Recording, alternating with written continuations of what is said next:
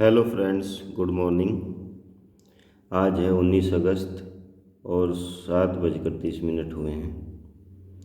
आज सुबह सुबह मैंने एक न्यूज़ पढ़ी कि एक सब इंस्पेक्टर, जो एक औरत है, एज 25 साल है, कानपुर की रहने वाली थी, कविनगर थाना गाज़ियाबाद में पोस्टेड थी। वो रात को अपनी ड्यूटी करने के बाद जो किराए पर कमरा लिया हुआ था वहाँ पर अपनी स्कूटी से जा रही थी। हेलमेट भी पहने हुआ था। सामने एक कुत्ता आ गया और उन कुत्ते को बचाने के चक्कर में वह डिसबैलेंस हो गई और उनका जो सर है वो डिवाइडर से टकरा गया। हेलमेट के बावजूद सिर में गंभीर चोटें आई और हॉस्पिटल में ले जाने के बाद डॉक्टर ने उन्हें मृत घोषित कर दिया। वो केवल 25 साल की थी, अनमैरिड थी।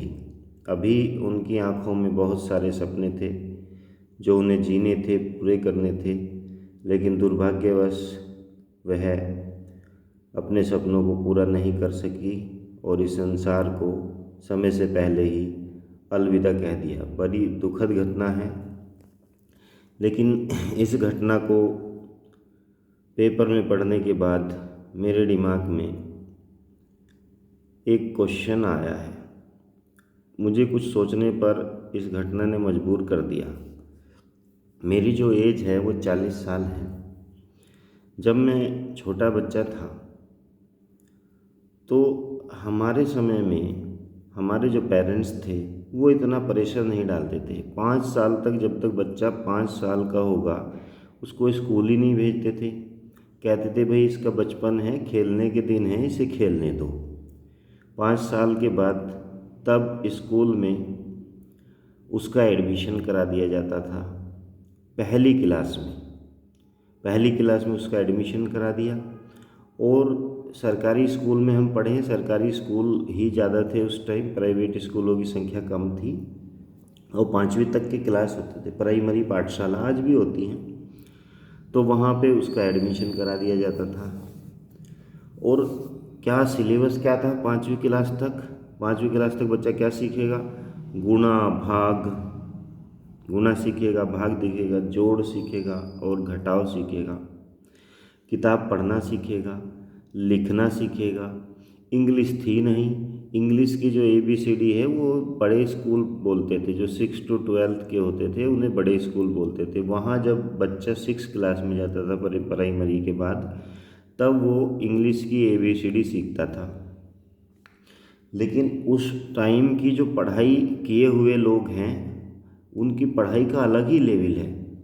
आज भी जो पुराने IAS PCS आप देखते हैं, हायर पोस्ट पे हैं एडमिनिस्ट्रेशन सर्विस में, आप उन्हें देखते हैं तो वो प्राइमरी में ही पढ़े हुए हैं और एक अलग आभा उनके चेहरे पर है, एक अलग हेल्थ उनकी है। वो लंबे समय तक जी रहे हैं, तो अपने करियर में भी सफल हैं, अपना बचपन भी उन्होंने बहुत अच्छी तरह से जिया है, ठीक है, और पढ़ाई भी बहुत अच्छी तरह से की है।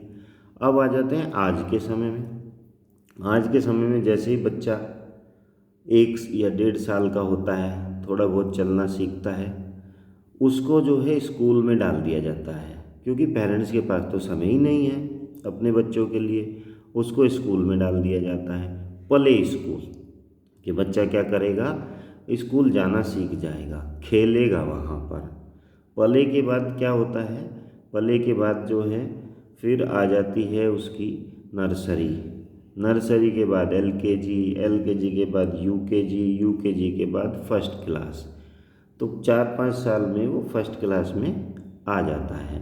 लेकिन स्कूल लगातार जाता है और एक बड़ा सा बैग उसके जो है कमर पे टांग दिया जाता है ना। बच्चे का बचपन ही छीन लिया आपने।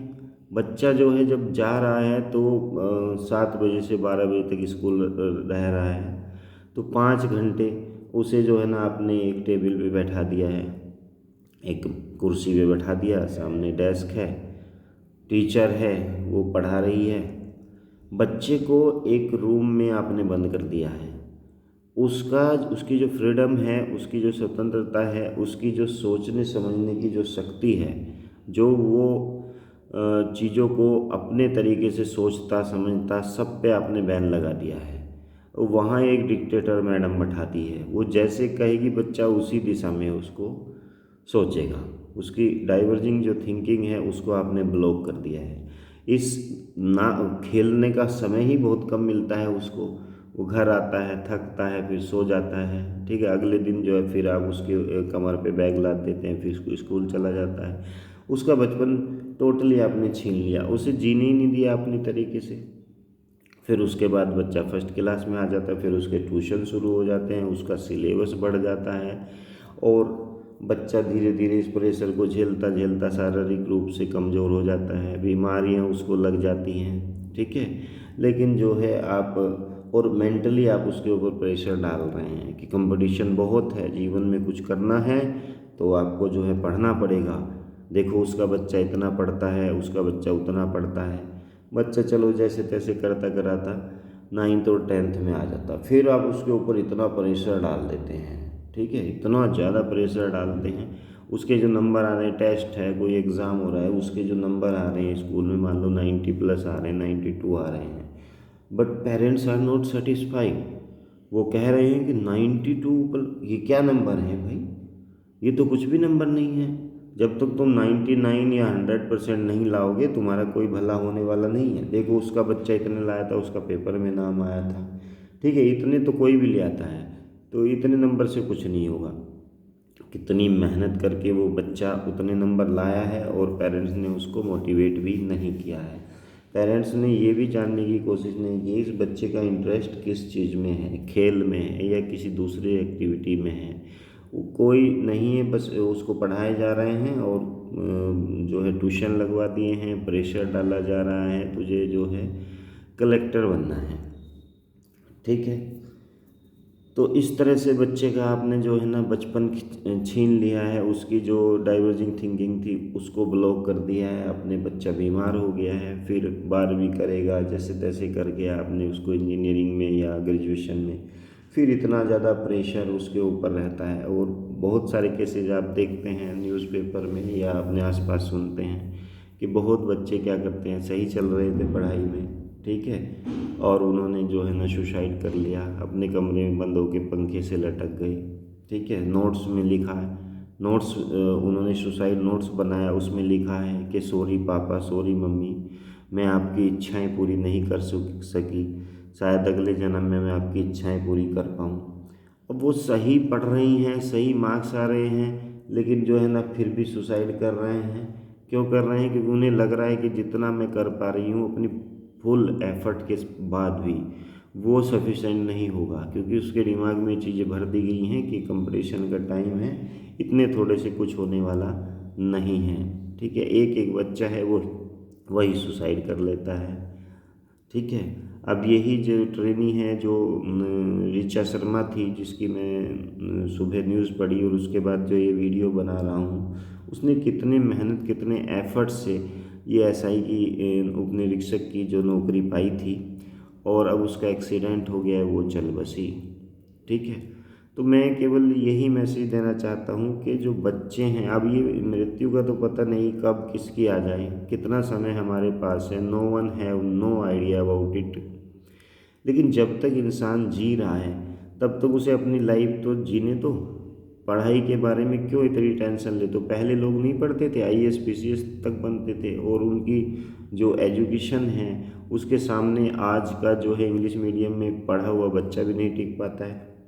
इतनी ज़बरदस्त नॉलेज उनके पास होती थी। ठीक है, तो बच्चे को अपने तरीके से जीने दो। Don't put too much pressure on him और हर, उसके ऊपर इतना प्रेशर मत डालो कि वो प्रेशर में ही दब जाए। समय का पता नहीं है कि कितना समय हमारे पास है, कब हम इस संसार को अलविदा कह देंगे, लेकिन जब तक है तब तक तो उसको उसके अनुसार जीने दो। उसके ऊपर इतने रेस्ट्रिक्शन मत लगाओ, उसका जीवन तो तुमने पहले ही छीन लिया है। ठीक है, एक बंधन, इतना बंधन में आप उसको रख रहे हो। ठीक है, तो ये सही नहीं है। मैं तो यही रिक्वेस्ट करूँगा सभी पेरेंट्स से, या जो बच्चे भी मेरे वीडियो सुन रहे हैं वो भी अपने पेरेंट्स को सुनाएं कि आपको एक बार सोचने की ज़रूरत है कि आप अपने बच्चे को किस डायरेक्शन में जो है ले जा रहे हो। और क्या उसको दे रहे हो। इतना प्रेशर मत दो कि वो झेल ही ना पाए।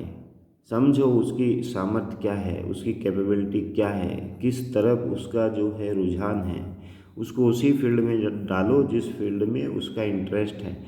तो वो उसको फिर बोझ नहीं समझेगा और अच्छा रिजल्ट या अच्छा उस फील्ड में वो करेगा। बस मैं यही कहना चाहता हूँ सभी पेरेंट्स के लिए। Thank you very much.